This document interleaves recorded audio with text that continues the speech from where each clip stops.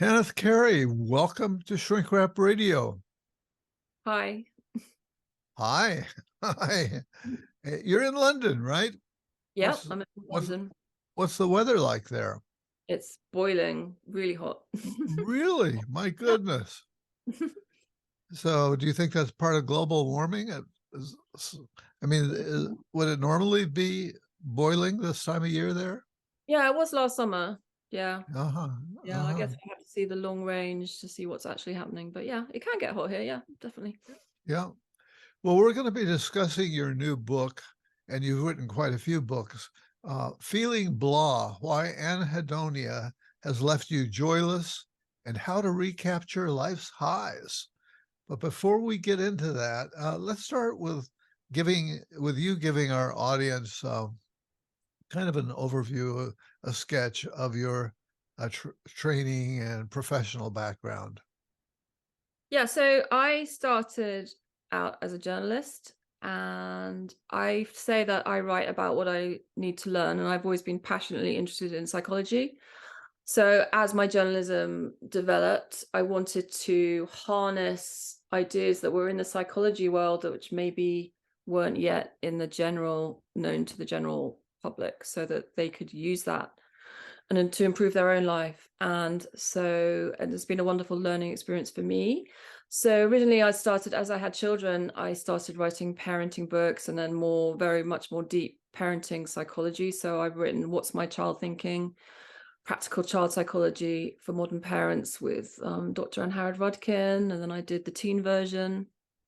These are all out in America as well, with Dr. Carl Pickhart as well. And then I've just written What's My Tween Thinking? But now, as my children are older, I was able to step back and look at how I felt about life, and I realized that I also wanted to write more general psychology books. So, what I see myself as a communicator. Luckily, I have the able to make quite difficult concepts sort of more digestible to general Yeah, readers. yeah, Uh, great. That's I what I try to do too. Absolutely. I Yeah. love research. I love to bring research that's done by all the incredible professionals, and bring it out into the open so it's generally applicable. So that's Yeah, what. there's plenty of that out there these days. Yeah. And so how did you, and I like interviewing journalists actually because they always have done their preparation and done a lot of research and but you actually have, I noticed in your bio that you have a certificate of some sort in psychology. Yeah. So Was that I did a course at the Metanoia Institute here in London, and I'm just okay? currently about to embark on my full psychology training. So, previously I've worked with psychologists to basically, because obviously, if you're a psychologist and you're in practice, you have a lot going on, you may be, you're not, I think sometimes it's great to have the help of a writer and a journalist just to kind of just harness stuff. Huh. So, yeah. So, but Okay. I would also like, now I have more time, my children are growing up. I'd also like to have that full psychology training as well. Yeah. So how did you come to write this particular book, this newest one? Right. So I'm really into introspection and trying to notice how I feel and also naming emotion. So I tell the story in the book, but this first occurred to me a few years ago when I got a phone call from my agent, and it was the news that I'd landed a very good book deal, which I'd been hoping for. And I was on the phone to her and I was going, yeah, that's great. That's fabulous. That's really good news. But as I put the phone down, I realized there was actually no joy kind of coursing through me. I couldn't actually feel anything. And then after that, I started wondering, what is that? Why can't I really feel a positive emotion? And then after that, I started to sort of notice that more and more. Maybe I love Christmas, but at Christmas, I couldn't really feel in the moment. I couldn't really feel the happiness, at parties, celebrations, even holidays. I'm like, when am I going to feel this, Did you think maybe you were depressed? Yeah, I think that I think sometimes this stuff kind of is under our awareness. But I think because I was fully functioning, I was a very, very busy journalist. I was just because I thought I kind of had seen depression as something that stops you from doing stuff. And I thought I would be, much more incapacitated by it. But because I was getting on with life, I didn't think that I was. But looking back on it, I think I was very close to burnout. And I think that's probably what contributed to that feeling that we're talking about. But Uh-huh. obviously, the book is also a voyage of discovery for myself and other people. And obviously I had to look back in my childhood as well, and like, why did I sometimes feel, I have a lovely family, I have a lovely house, I have a great career, I have a gorgeous husband, I have two lovely children. It's like, but why I also realized that I also had a fear of happiness, so that when they were surrounding me, and I felt uncomfortable, I felt a visceral feeling here. It was like, oh, this makes me feel really uncomfortable. So I also had to delve back into that. Yeah. And Um, and do I recall correctly that you also did some interviews with people trying to explore how widespread the kind of thing that you were experiencing might be? yeah, so basically it was a kind of, I kept looking for what this one might be, and then finally, I googled it and it was like there. It was like Anhedonia. It's like, oh my gosh, this really obvious what the word means. It's like, how come no one knows about this? So then I went, and I realized that I wasn't the only person thinking this. This was actually quite a well-known concept in the clinical field. But then I also looked at the research, and I saw that you don't have to be clinically depressed to have anhedonia. Obviously, anhedonia is often a symptom of major depression, schizophrenia, Parkinson's, all those kind of things. But you can still be like me, kind of getting on with life and just not enjoying it. So this book is not for depressed people, because obviously they need to be doing their own stuff. This is for people who maybe feel overwhelmed by modern life. I mean, the book is also a look about how modern life tells us we're supposed to be happy, but actually makes it very, very hard, because we're obviously often in cortisol overload, which is often a major contributor to sort of low mood and depression. I think the cortisol overload we're experiencing, and then is also dampening the effect of some of our feel-good chemicals.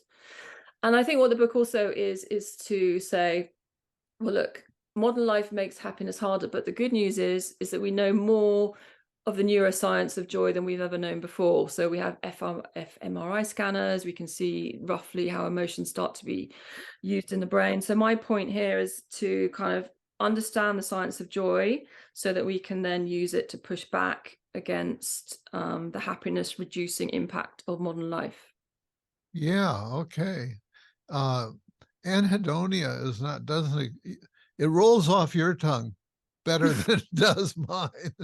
When I when I try to record an introduction for the show, it sounds kind of weird the way I pronounced it. Um, and so I was surprised to read in the book that uh, that term anhedonia, which it sounds like it would have been something maybe was a result of positive psychology, where there's been a lot of emphasis on on hedonics, Yeah. and how that's not the whole source of joy. Going after hedonism isn't really going to get you there. Um, so this is really based on your experience very largely. Mhm. So what is tell us about the word? I was surprised to see that the word anhedonia Mm. goes way back. Absolutely. So it was coined by a French psychologist in 1896. That's And going way back. Yeah. it's impressive, actually. Yeah. And then it was discussed quite a lot. The guy was called Ribot, and it was discussed quite a lot in the early 20th century by American psychologists. And then it was seen, and then into the 50s, it was seen as a sort of character flaw, even. Um, and so our understanding of it has just evolved and evolved and evolved. And now it's really seen as many things. I mean, some psychiatrists, I gather, put it in the plural. It's like the anhedonias, because we now realize it comes in many flavors, shades, nuances. It can affect various ways of appreciating the world, like your sense of taste, your eyesight, Wow. um, your sexual enjoyment, your orgasm, your in fact even your enjoyment of music. In fact, if you speak to people with anhedonia, one of the first things they notice, and I noticed, was that the chills that I expected to feel when I heard my favorite music no longer came. So yeah, so I look in the book about Did what they it's. did they used to come and more Oh, recently they definitely. stopped? Yeah. Yeah, they stopped. Yeah, they stopped. And I miss, I'd be at concerts, and like my daughter's a classical violinist, and I'd be at concerts, and I just couldn't quite feel the incredible music that was in front of me, because she's a violinist at the Royal College of Music. So it's like I was going to amazing concerts, but I couldn't. It wasn't coursing through me. If you see what I mean. So yeah. Uh-huh. Yeah. Mhm. And was what you said at the turn of the century, some psychologists use it. Do I recall that William James was Yeah. one of the people you mentioned? And it really surprised me, to hear that it went that far back. Although William James seemed to figure everything out that All right. we've been figuring out for the all the subsequent years. Yeah. So he was way ahead of his time. And then Abraham Meyerson, 1922, was talking about it too. Okay, that name I don't know. Okay. Abraham Morrison? Meyerson is what I have here. Yeah, yeah. No, I don't know him. Yeah, no, it's Uh, really interesting. Yeah, yeah. But I mean, do you and think, how do you feel? I mean, do you think it's, and anhedonia is generally discussed in the, well, why do you think it hasn't come out into the general public? I think not enough of us have interviewed you or been exposed to your book. I've not heard the term before, so clearly I Oh, haven't read everything that's out there. But for me, as I say, the first thing that came to mind was, oh, positive psychology. This yeah, is the maybe a mirror image or the dark side of positive psychology. yeah. But I had not come across the term. And I mean, it's you, also interesting. Corey Keyes, I think, was talking about languishing versus flourishing, I think, in the early 2000s. So that was kind of a yeah, move towards that, maybe. okay, yes. And flourishing was a big term in positive psychology, probably still is. Mm, But again, I wasn't familiar with the languishing mm, uh, uh, word, mm, but it makes sense. And one of the interesting things, you do have some ideas about how people who are suffering from this or experiencing this can combat it. But I was interested that in your preface, you say you talk about self-help books, and how is this a self-help book and how is it not a self-help book? Yeah, no, I'm aware that there's been so much self-help that it's got a kind of a bad um rep. Do you know what I mean? And I was conscious that I wanted to make this book different. And I didn't want to be repeating. I think as a writer, I'm very allergic to telling people stuff they already know. Yeah, yeah, that's good. I find that very difficult. So I wanted an aha moment on every single page, and I wanted it to be really readable. Yeah, I yeah, didn't want it and to it be, is. oh, good, yeah. And I didn't want it to be one of those things that stood on someone's nightstand and they just couldn't quite. I wanted it to be enjoyable as well. So, I sorry, what was the question? Yeah, so I wanted it to be different, and I really wanted it to be, because I'm fully aware that I am a writer, so I wanted to go to like some of America's top neuroscientists. So Professor Kent Barrage, who obviously has been amazing in understanding the reward system, was very kind, and he reviewed the chapter on how happiness is formed in the brain for me. So I wanted it to be new, and I wanted it to be exciting, and I wanted it to fill in the missing conversation in our mental health. Because I think, we have happiness and joy, which is supposed to be our unicorn state at one end, and we have despair and depression at the other. But like, what about the nuance in between? Yeah, So yeah, that to fill in this, because that's where in the modern life we live, many of us are living our lives. And I guess early on, many people were going, well, we're in a cost of living crisis, the world's in a mess, do we really need to be talking about blah? I'm like, yeah, we absolutely do, because unless more of us are flourishing on this planet, we are not going to be reaching our potential, and we are not going to be in the best position to kind of push back against the challenges that we're facing. So I think it's a really urgent conversation. Yeah, yeah, I agree, and you make that case well in the book. Was it hard for you to write? I would think that if you were in that state of anhedonia, it might be hard to motivate yourself to put your nose to the grindstone and stick to it. Yeah, yeah, I think deadlines help. Deadlines help, right? That's what got me through school. And also, I don't know. Deadlines. As shorthand, I don't know if this is like disruptive, but I'm very INFJ, so I'm just like, I have something to say. This is new. I want to share it. So that drives me forward. And obviously, as I say, I write what I need to learn. So as I was writing the book, it was a great, great thing for me because I realized what I could do to get my joy flowing again and what I needed to do. So it was a journey of personal discovery for me and hopefully for other people. Yeah, you have a section in which you ask, why has blah become normal? So Mm. maybe you can speak to that because uh, as you looked into it, it seemed like it was fairly widespread. Yeah, absolutely. Well, I think that people don't talk about blah because they feel guilty. And I certainly felt that. So, when I Yeah, we're wasn't feeling, supposed we live in a time and a culture where we're supposed to be up, right? yeah, absolutely. And if we're not depressed and we don't urgently need help, then we think we sound ungrateful or what are we worrying about? And if we're still functioning, what's the problem? So I think which many of us have come to accept this as the status quo. And because we haven't had a word for it, it's been allowed to be the status quo. So Hmm. yeah, yeah. And also like, we don't want to tell our partners because they think that it's their job to make us happy. We think they might feel blamed. We don't want to we don't really want to share it with our children. We don't particularly want to share it with our friends because we just feel like we're going to look really miserable and no fun.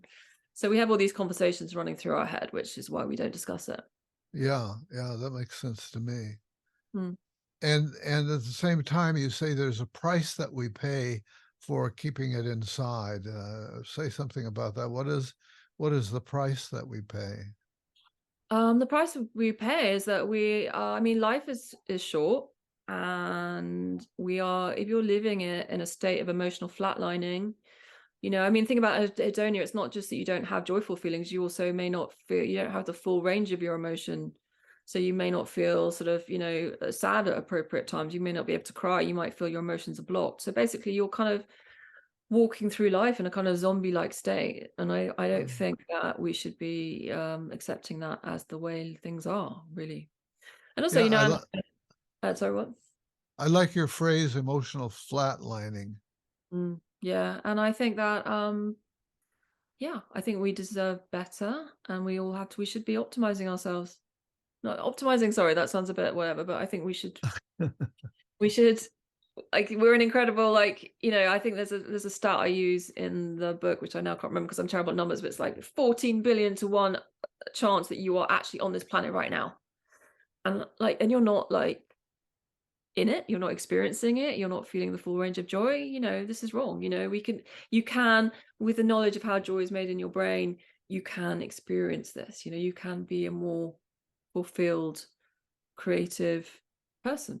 And what's really important, actually, David, is that we are in a state of every single generation since the 50s has got consistently less happy. I think it's now accepted that in first world countries we're in a mental health free fall.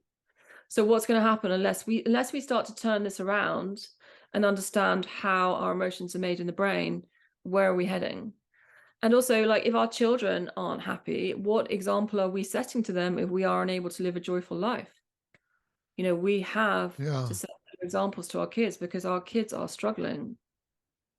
yeah. In fact, you do cite some statistics in the book. You say surveys have found that up to a fifth of us live in a state of blah, Yeah, absolutely, yeah. to use a technical term, and Yeah. millennials, they say, are most likely to be languishing at 30%, followed by Gen Z at 26%, Mm. and Gen X at 21%, and baby boomers at 14%.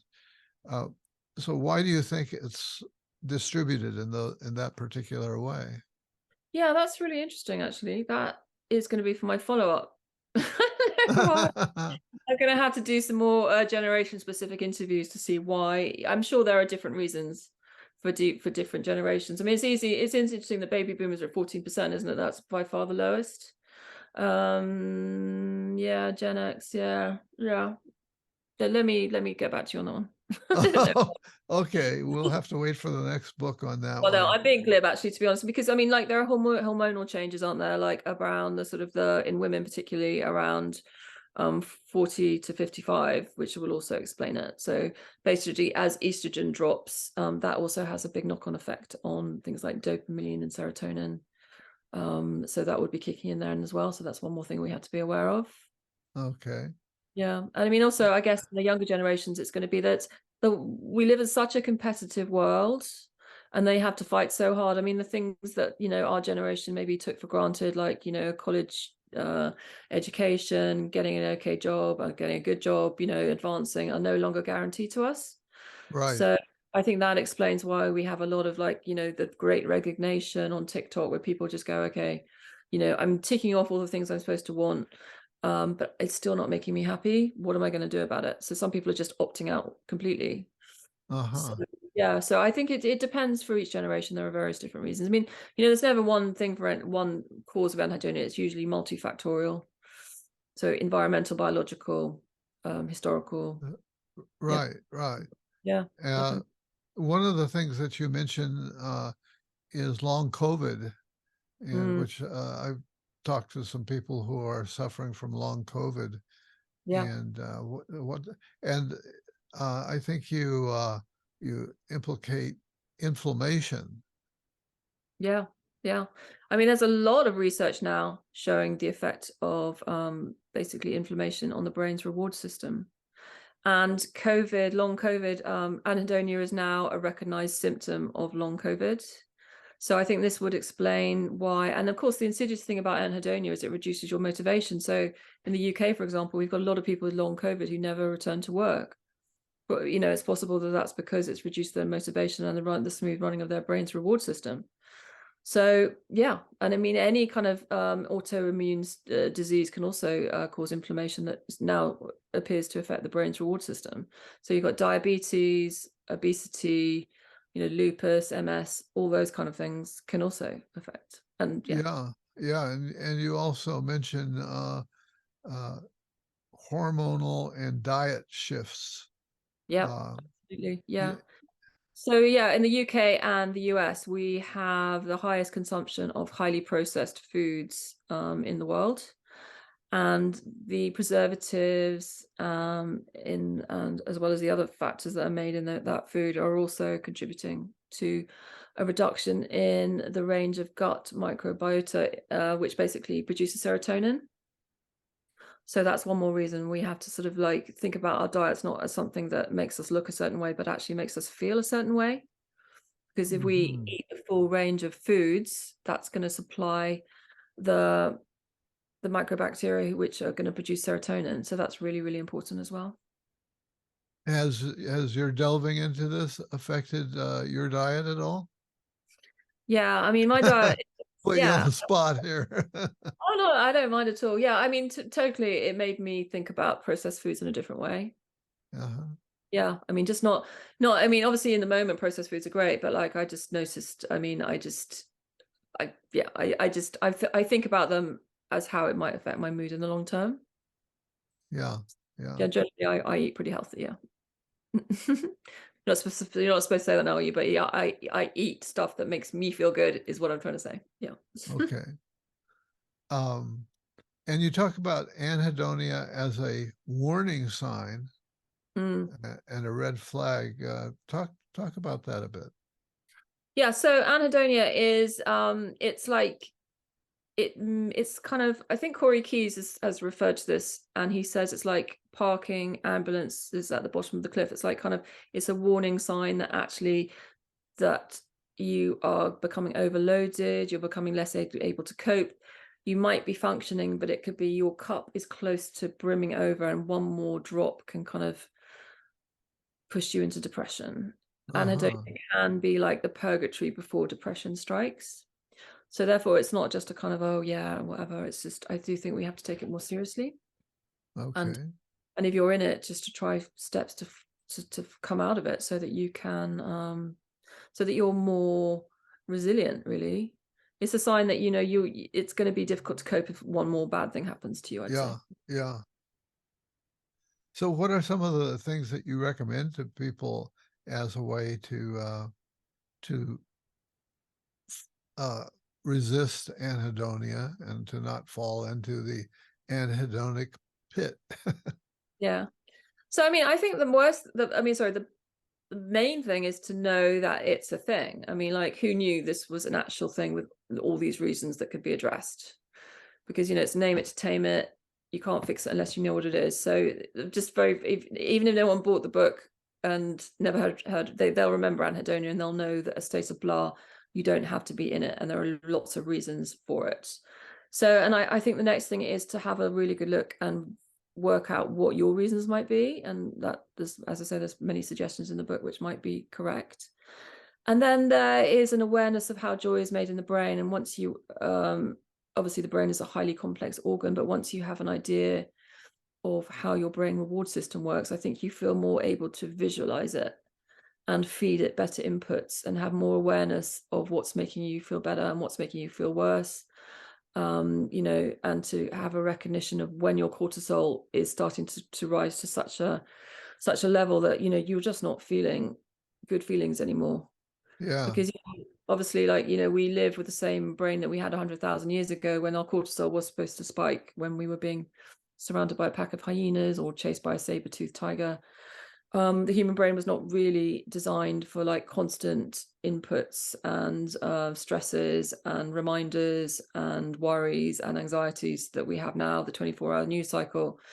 So I think really also understanding how the human brain was designed, because I go into quite a lot of detail about that, and how the human brain was designed, but like how there's a mismatch with our environment now. I think that helps a great deal. Yeah. What, if anything, have you done to improve your internal brain environment? I think one of the greatest things for me was to have some somatic therapy, where I started to realize why I felt discomfort about happiness. Because if you feel like happiness is going to be snatched away from you at any moment, then that's going to be very challenging. So I think that I started to understand my nervous system response to feeling good, so that I could ground myself and make myself feel safe in those moments. I mean, that's actually one of my favorite bits in the book, because that's been so personally life-changing for me. You, Um, you say somatic therapy. yeah, so that's basically like, rather than, I mean, obviously, rather than just talk therapy, it's basically looking at basically how your nervous system is wired in childhood to respond to certain experiences. And so, like, your nervous system obviously is wired up as a baby and as a toddler and as a child. So your nervous system is wired before you're even able to speak, by the experiences around you. So if, for example, you brought up in quite a chaotic environment, where maybe the adults were basically acting in quite unpredictable ways, or life felt very prone to change, then you might feel like, okay, you may not feel safe in a moment of happiness. You might, and you kind of, you internalize this into your nervous system, so that, like, when you feel happy, even when you're safe as an adult, you feel like your happiness is going to be taken away from you. So yeah, I mean, that's a kind of, it's actually called cherophobia, the fear of happiness. So that's another word, anhedonia and cherophobia. What What, else have I done? wait, I mean, what was that word? cherophobia, chero phobia, cherophobia.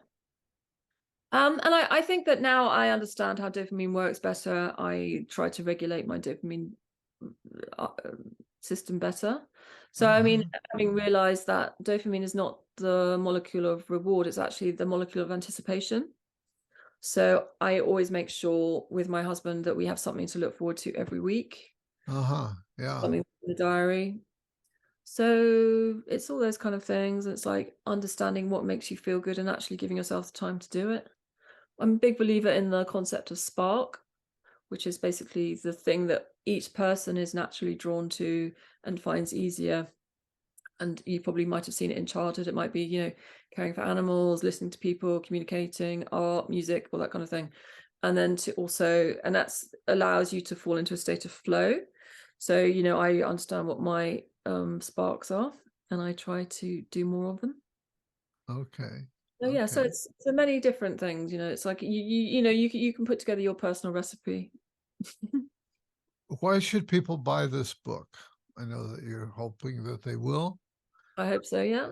Yeah. Um, I believe because this is the first popular psychology book on this missing word in mental health.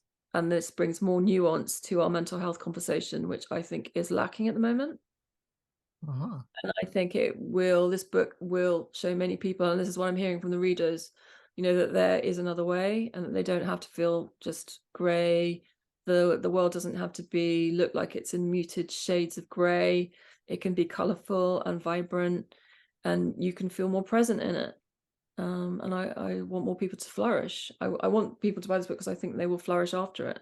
I think you could buy this book, and sorry, it sounds like a sales spiel, but I think you could think about your happiness differently in a couple of days after reading this. Okay. Okay. Anything else that people should know or that you'd like them to know? For example, do you have a website that they should visit? Well, I like to share like insights and kind of bite-sized forms on my Instagram. Uh-huh. So I like put little snippets of the book on there and little explainer videos, and I also I upload them onto my Instagram, which is called No More Blah Book. So, Okay. No if more. they'd like to delve a little bit more, they can have a look and see what I'm saying there. Okay. The No More Blah book. Yeah. Okay.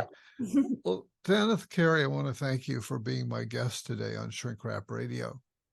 Well, thank you for asking me, David. I'm very honored.